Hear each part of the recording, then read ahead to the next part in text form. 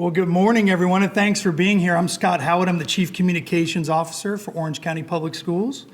Welcome back to our Back to School news conference. I want to thank our principal here at Riverdale, Bill Charlton, for hosting us here today at the newly renovated Riverdale Elementary. It looks amazing. So thank you, Bill, and thank you for hosting us here today.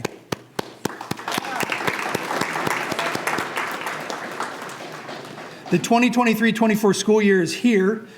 Unbelievable. It's gone by so fast this summer. We are eagerly awaiting our students to return on Thursday, August 10th. Joining us here are our school board members. We have Vice Chair and District 1, Angie Gallo.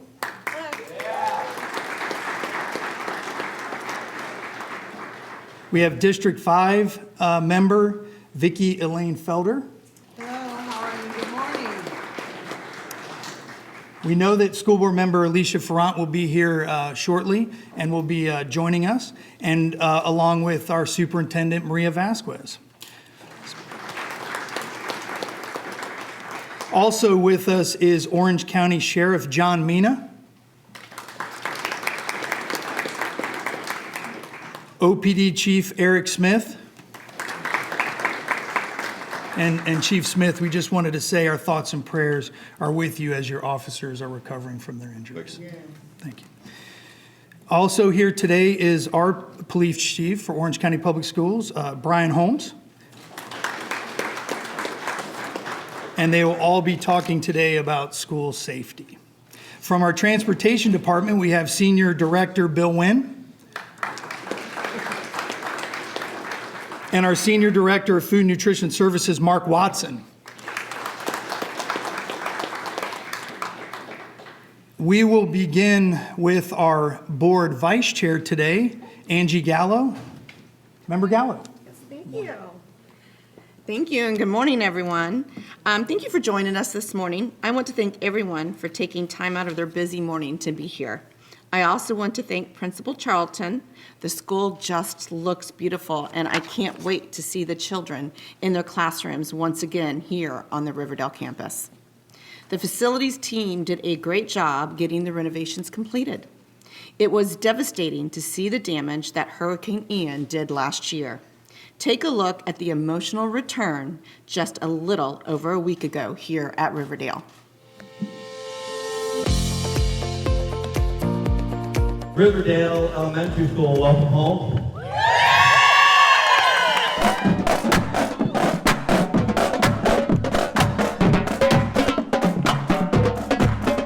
10 months ago this all happened. Can you believe it? 10 months ago. And those 10 months were everything wrapped up into one, okay? They were hard. They were amazing. Good morning, welcome. They were bountiful as far as what it produced in our students and teachers. So nice to see everybody. Hi.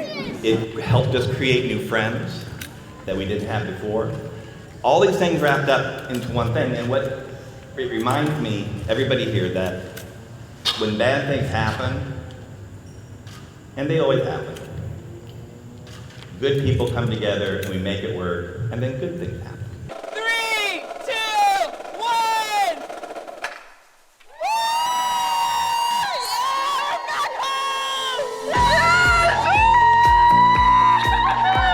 Look how beautiful it looks. So awesome. I can't wait until these students and these parents walk through those doors and just so they enjoy what I did or what we just saw. And it's gonna bring so much joy to my heart. Today was just, it was something we're looking forward to, you know, something we're anticipating, wanting for so long. Are you happy to be home? Words can't express. I know. And we knew this day was gonna come. Okay, so that's kind of kept us hopeful, and when things were a little testy here and there, and people, you know, and it was just rough, we said, it's coming, we're moving home, don't worry. When you can stand back and watch the smiles on their faces as they're carrying their boxes in and unpacking their boxes. I just walked over to a couple classrooms and the teachers are so grateful and so thankful. That's why we do what we do. That's why we work for the district. I mean, to make sure that the students can be in their seats the first day of school and be happy and safe in a clean environment. It's really nothing more important than that to us in facilities. This is the biggest small district in the nation. And when I say that, and I say it a lot to people when we're talking, is that it's all made up, yeah, there's a lot of us, but it's all made up of people who know each other and have worked together in different capacities over the years. And so when something like this happens, you know, everybody has an educator heart. They just want to help. They just want to reach out and make sure you're okay. And that's what people did.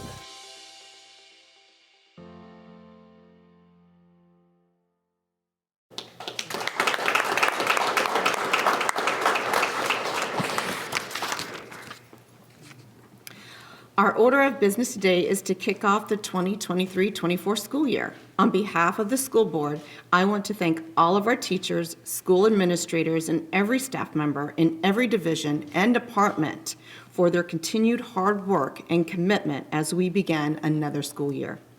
Our vision remains to ensure that every student has a promising and successful future. As most of you know, our superintendent, Dr. Vasquez, is beginning her second year, and I am so pleased with the outcomes of her first year.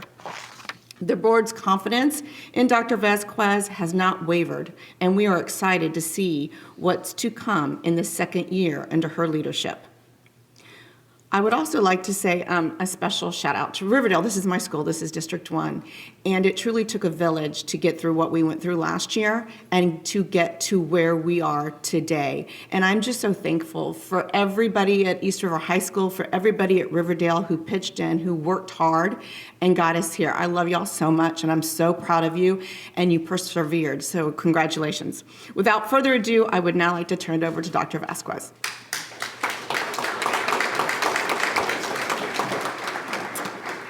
Thank you, Vice Chair Gallo, and thank you to all of you for being here at Riverdale Elementary. It truly is a special day. I'd like to begin by thanking my cabinet who has come out and for all of the work they did to help bring this day to fruition. I also want to thank the Riverdale team, Principal Charlton, the teachers, and the support staff for their efforts last year in continuing to educate their students during an extremely difficult time. I remember walking onto this campus days after Hurricane Ian and witnessing firsthand the damage. I also want to thank our facilities and maintenance team for the amazing job in getting the school ready for staff and students to return in just 10 months. This could not have been done without the support of the East River High School hosting Riverdale last year. It truly was two rivers, one family. I'd also like to thank University High School for assisting with getting students on and off the bus each day on their East campus. This was critical to provide safe transport to and from school for many of the students. This is an incredible community. I would like to remind parents and employees that hurricane season is upon us. And while we hope and pray we do not experience any major storms this year, we need to remain vigilant and prepared. I am looking forward to year 2 as superintendent. I hope it's just as exciting for OCPS. Except for the hurricanes. It's truly my honor to lead this remarkable school district. I've dedicated my life to creating learning environments where children feel safe, supported, and successful, which is why this summer our district went through a restructuring. Previously, our schools were organized into geographical learning communities. As of this school year, we have restructured so that we are in divisions. We have a high school division, a middle school K-8 division, and an elementary division. This restructuring will allow for greater support to our administrators, teachers, and students. Thursday, we anticipate that nearly 212,000 students will be walking through the doors of our schools in Orange County. Those students come from over 200 countries and speak more than 160 languages and dialects. And now for our families who speak Spanish. Espero con mucha alegría el segundo año como superintendente. Es realmente un honor para mí dirigir este notable distrito escolar. He dedicado mi vida a crear escuelas donde todos los niños se sientan seguros, apoyados y con éxito. Por lo que este verano el distrito pasó por una conversión para brindar un mejor apoyo a nuestras escuelas. Nuestra estructura anterior estaba organizada en comunidades geográficas de aprendizaje. Cada comunidad de aprendizaje tenía hasta 38 escuelas. La nueva estructura organizada todas las escuelas dentro de una división: primaria, secundaria y preparatoria. Dentro de cada división, las escuelas se dividen en cuadros de aprendizaje con no más de 12 escuelas en un cuadro. Esto permitirá que cada escuela, nuestros estudiantes, maestros y administradores reciban un mayor apoyo. We have 210 schools in our districts with 25,000 employees. I want to thank each and every one, teachers, our support staff, administrators, for all that they have done to get ready to open the doors to our students. With that said, we are still hiring. Our current classroom vacancy rate is 3.2%. We do have a plan to cover all of our classroom vacancies with non-classroom instructional staff, district personnel, and Kelly Services substitutes. We are still in need of bus drivers as well. We've adjusted bus routes for efficiency in order to manage the bus driver shortages. School districts nationally are dealing with shortages both on the instructional side of the house and with bus drivers. This is not unique to Orange County. Last year, I had the opportunity to visit over half of our schools, and that mission will continue this year. I will continue to listen, learn, and engage with all of the stakeholders to gain insights on strengths and opportunities. I plan on continuing town halls, in person and virtually, as well as providing information through Mondays with Maria and one-on-one segments that will address important topics that come up throughout the year. We will continue to use Thought Exchange to gather those topics. There have also been legislative changes around the Parents' Bill of Rights coming from Tallahassee since last school year, which will impact our schools, teachers, and staff. Our principals have been provided information and guidance to share with their employees. Last week, the 2023-24 Code of Conduct was approved. It included changes to the district cell phone use policy for students. Cell phones, watches, and earbuds will have to be kept in a backpack or purse from bell to bell on all of our campuses. There are some exceptions. Those students who require the use of one of those devices in order to learn. Additionally, we do have some students that use those devices to monitor medical conditions. Those will be allowed, as well as anytime a teacher deems the device is necessary for instructional purposes. Parents will be receiving additional information from principals. As always, when we welcome all of our students and staff back to our campus, safety and security is top of mind. I want to welcome our law enforcement partners who are here today, including Orange County Sheriff John Mina and Orlando Police Chief Eric Smith. We know that Thursday morning, the roads around our schools are going to be very busy, not only buses on the roads, but with car riders, bike riders, and walkers. Please watch for our students. If you are near a school, assume that there are children nearby, so proceed with extra caution.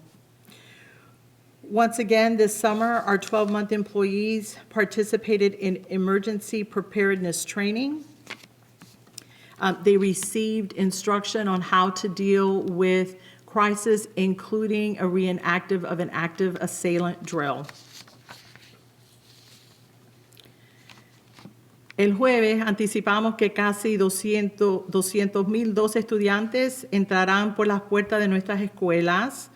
Quiero agradecer a todos y cada uno de ellos, los maestros, personal de apoyo y administradores, por todo lo que han hecho para prepararse para abrir las puertas a nuestros estudiantes. Nuestra tasa de vacantes de maestros es 3.2%. Tenemos un plan para cubrir todas nuestras aulas con personal de instrucción que no están en la aula, personal del distrito y sustitutos de Kelly Services. Todavía necesitamos conductores de autobuses también. Hemos ajustado las rutas de autobuses para la eficiencia con el fin de gestionar la escasez de conductores de autobuses. Los distritos escolares a nivel nacional están lidiando con la escasez de maestros y conductores de autobuses. Esto no es exclusivo al condado de Orange. El año pasado visité casi la mitad de nuestras escuelas y esa misión continuará este año. Continuaré escuchando, aprendiendo y comprometiéndome con todos los partes interesados para obtener información sobre fortalezas y oportunidades. Planeo continuar con los ayudamientos en persona y virtuales, así como proporcionaré información con los lunes con María y segmentos individuales que abordarán temas importantes.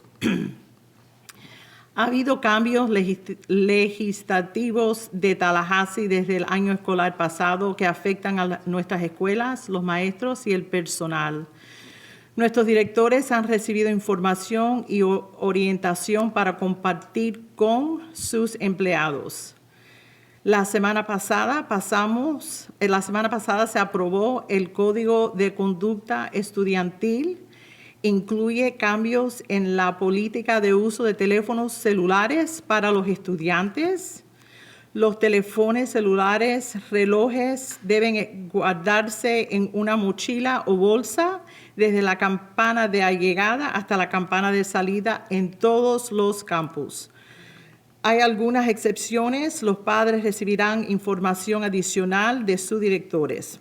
Como siempre, cuando damos la bienvenida a todos nuestros estudiantes y personal a nuestros campus, la seguridad y la protección son lo más importante.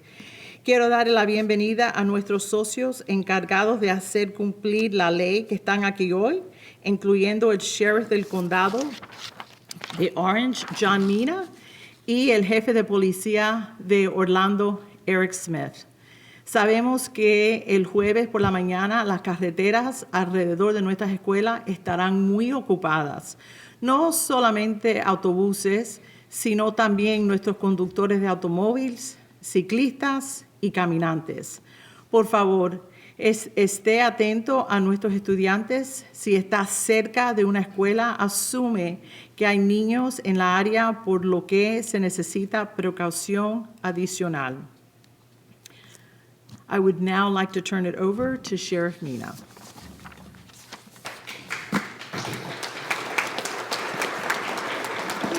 So thank you, Superintendent. We are so glad to be here at Riverdale Elementary School for its grand reopening after being damaged by Hurricane Ian last year. As students and teachers return to the classrooms this year, I want our parents to hear this very clear message that nothing is more important to me and our deputies than the safety of your children at school, the safety of our teachers and our staff. I'm confident in saying that in Orange County Public Schools, we have some of the best trained deputies and officers in the nation. Our deputies do active assailant training every single year. And we've made it abundantly clear to our deputies that they will risk their lives for our children and for our school members. Just last month, as the superintendent said, we had a school shooting simulation drill at Horizons High School that gave us the opportunity to hone our skills and make sure that we are prepared should the worst happen. And this community should feel very confident that the men and women in law enforcement diligently train and prepare to keep our schools safe. Unfortunately, I've been in the classrooms in Uvalde, Texas, where 17 children and 2 teachers were killed, and I've seen areas throughout the country where law enforcement and the schools were not prepared to respond. I'm very proud of Orange County Public Schools and our local law enforcement here that we train together, we prepare together should that happen here in our community. So when school begins on Thursday, we'll have Orange County deputies and officers in every single traditional public school to keep our schools safe. Our Youth Services Division is made up over 200 school resource officers, and again, we've made it very, very clear to them that they will risk their lives for the protection of your children. But not only do we have the deputies in school, we have other tools to keep us safe, or to keep your children safe here. So we have access to over 6,000 cameras here in our schools, real-time access should an incident occur. And so we can monitor those and instantly give valuable information to the deputies and officers that are at our schools and also the ones responding. So I have no doubt that our school resource officers will keep our children safe. And I also want to echo what the superintendent said about traffic safety. We've had a long summer and people forget about the school zones. We have nearly 500 school crossing guards that protect our children every single year. And without fail, about 2 or 3 are struck by vehicles protecting our children. So we're pleading people to put down their phones, to drive safely in school zones. We're going to have extra law enforcement out there to give tickets and warnings to those people who are driving dangerously through our school zones. And I talk to our school crossing guards every single year, and that is their biggest complaint, that people are not paying attention and that people are speeding through our school zones. So let's put our phones down, let's slow down and pay attention to what's going on so our kids can be safe. Thank you.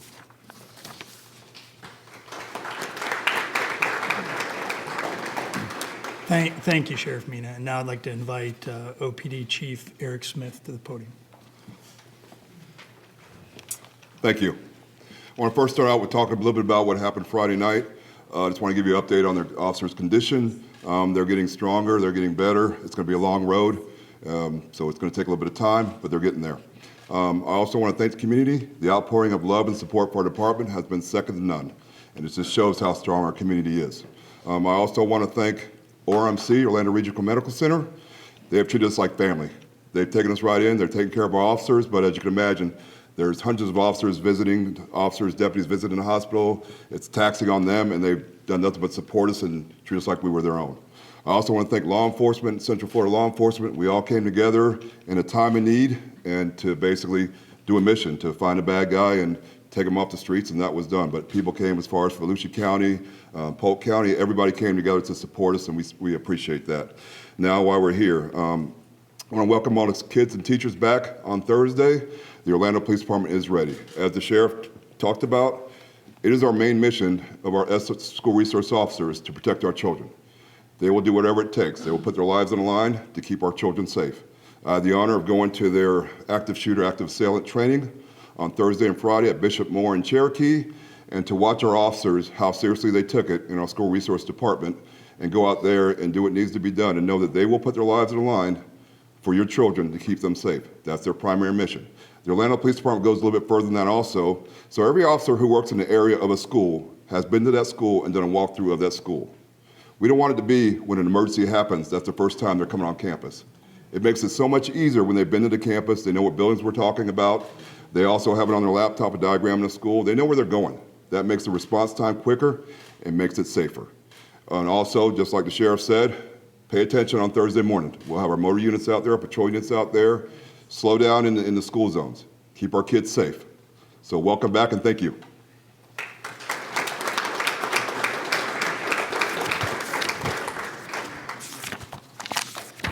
Now I'd like to invite to the podium Orange County Public Schools Chief Holmes.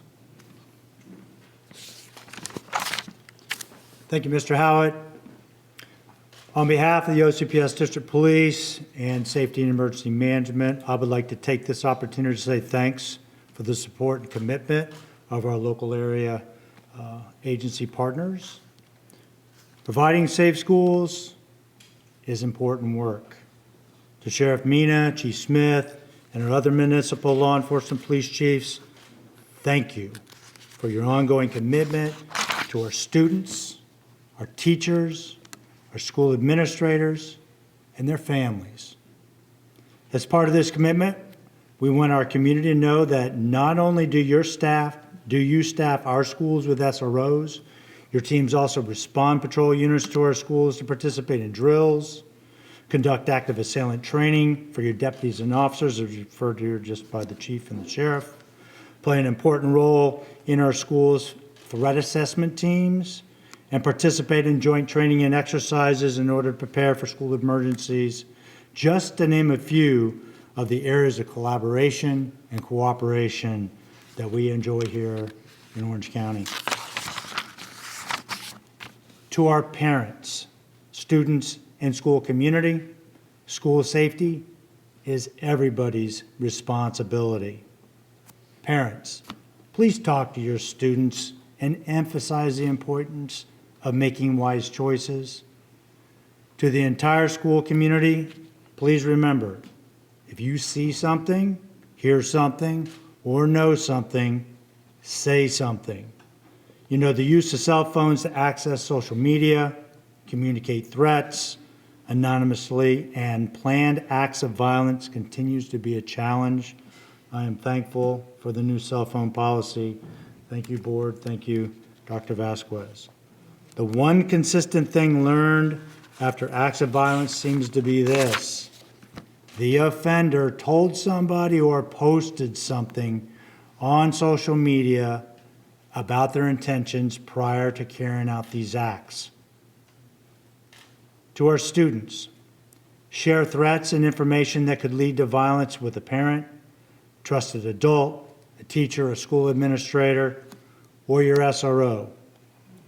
Parents, share threats and information that could lead to violence with a school administrator or your SRO. Go with your gut on this, okay? Don't overthink it. If it's time sensitive and constitutes an emergency, dial 911 and report it immediately.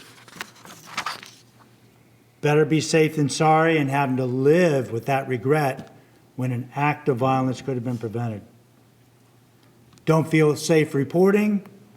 Fortify FL is an anonymous tip reporting tool that can be accessed from an icon placed on all students' laptops and devices. All they got to do is click on it. They can make a report right there from their laptop or their device. It can also be accessed online at www.getfortifyfl.com. This application can also be downloaded onto a parent's smartphone, a student's smartphone, both from the Google Play Store and Apple App Store. If you don't have it, please consider getting it. Lastly, we have a very important request to our parents and students. We know the state of Florida has allowed for concealed carry of firearms, but weapons and firearms are prohibited on all OCPS campuses. This means it's unlawful to bring a concealed firearm onto the school campus. Students, do not bring any weapons or anything that looks like a weapon onto campus. Parents, when was the last time you took a look in your student's backpack to make sure that they weren't carrying something they shouldn't to school? Through your house, your car, please ensure they're making wise choices. I say again, school safety is everyone's responsibility. Also, remember the district has standard response protocols. You can take a look at that poster we have there. You can see it's also posted here in our cafeteria. To activate any one of these protocols, the schools use this as a campus management tool. They are hold, secure, lockdown, evacuate, and shelter. Last but not least, thank you, and let's have a safe school year.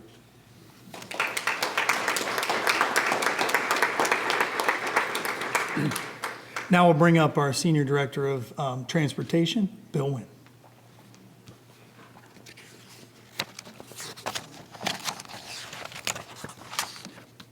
Good morning, everyone. Thank you for coming out. As many of you are aware, school districts across the country continue to be challenged to hire a sufficient number of bus drivers, as well as other school support staff. Our team has been and willing to work to continue to hire and recruit drivers so that we can provide consistent and safe service. And similar to other school districts, we will continue the double-back process we did last year, where buses will make 2 trips to the same school to get students to and from school. This is not the most ideal situation, but it's the best process we have currently to get students to and from school on time. For OCPS, this process will entail a group of high school students arriving earlier so that those buses can return to pick up another group of students. To begin this school year, we are planning to drop one group of students off at 6:30 in the morning so the buses can go out to pick up a second group and be back by 7, time for bell time and breakfast. This should not affect the elementary and middle school runs in the morning, as we've scheduled them to arrive earlier. However, for the afternoon, high school buses will still have to make 2 trips to get the students home to do that. This will affect the pickup times at the elementary and middle schools. At this time, the middle school and elementary buses are scheduled to arrive about 35 minutes after the bell time. This will allow times for the high school buses to make the 2 trips before they get there. The additional 35 minutes will allow buses to get there safely. It will also allow the PM schedule to be more accurate for the drop-off times. And as we begin the school year, as soon as we identify who's actually riding, schedules can be adjusted and closer to the time and maybe even earlier. And as we did last year, for those students who are eligible for transportation, if the parents can transport them, that would be helpful so that those who don't have other means of transportation will have a seat on the bus to come in. Though it's not ideal for the traffic around the schools, it will certainly help us get kids to and from schools. We will continue to work hard to recruit and hire bus drivers to fill our vacancies so that we can bring other drivers on board and then be able to remove some of the second trips that we're making to the high schools. A couple safety reminders for the beginning of school, particularly with elementary students.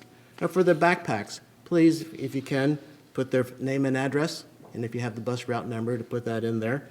That's usually a 4-digit number. And a good contact phone number. So during the first week of school, if your child doesn't remember their address, we can call you to let you know and get the information so we can get them home safely. And again, if you know anyone who's interested in becoming a bus driver or a mechanic, you can apply at www.ocps.net. And now I'll turn it back over to Scott Howard.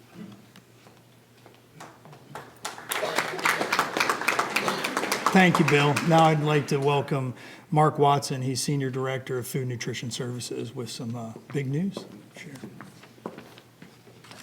Good morning. I guess they left me for last since I'm talking about food, and that brings the family together. So we're excited about our coming school year serving our students. We just wrapped up our summer feeding where we served over 731,000 hot and cold meals at about 241 sites across Orange County communities. During this summer, we also included the fresh fruit and vegetables, and our focus was to source most of those fresh fruit and vegetables from the state of Florida. This past school year, we served about 36,000 meals to our students. This past school year, we also served 4.1 million pounds of fresh fruit and vegetables to our students. Now for some exciting news. That's the exciting news. This upcoming school year, we're excited to say that we're going to, in any school that's existing schools and participating in the OCPS meal program, will be participating in the CEP, which is a community eligibility provision. And this provision allows all students to have a nutritional meal each day at no charge to them. This has been a long time coming, so this provision also helps save money for all of the families of our students, and it also takes the stigma of a student being on the meal benefit program. Now more of our students have access to healthy meals 5 days a week at no charge to them.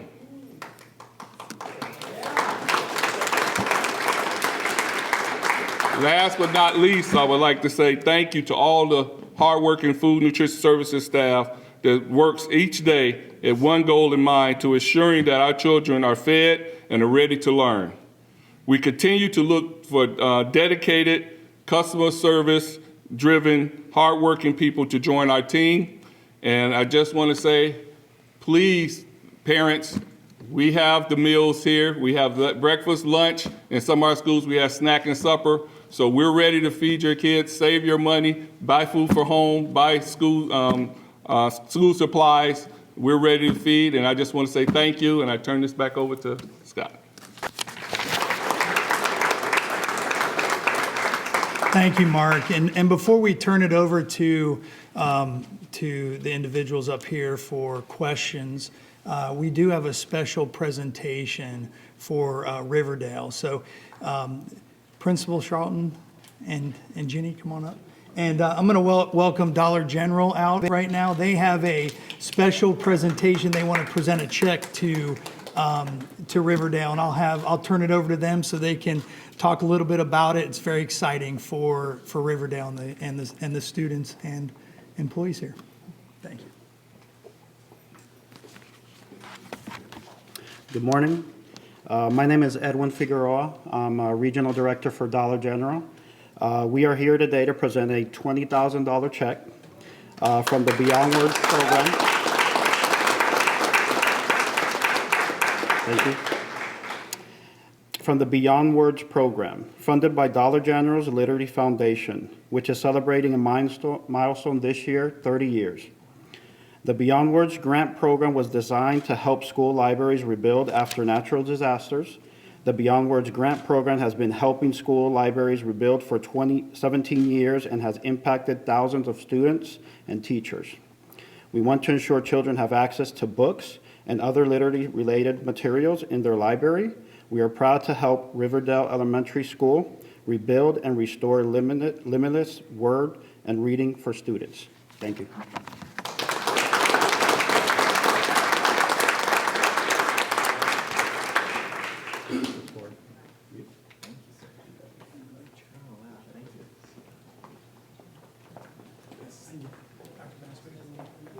Slide down a little bit more so the video on this side can see you. Slide down that way. Unless you want to come in front of the boat, I'll just stay there. That's great. Hold on. Good. Look amazing. And look that way too, so they got you. And wave. People love that.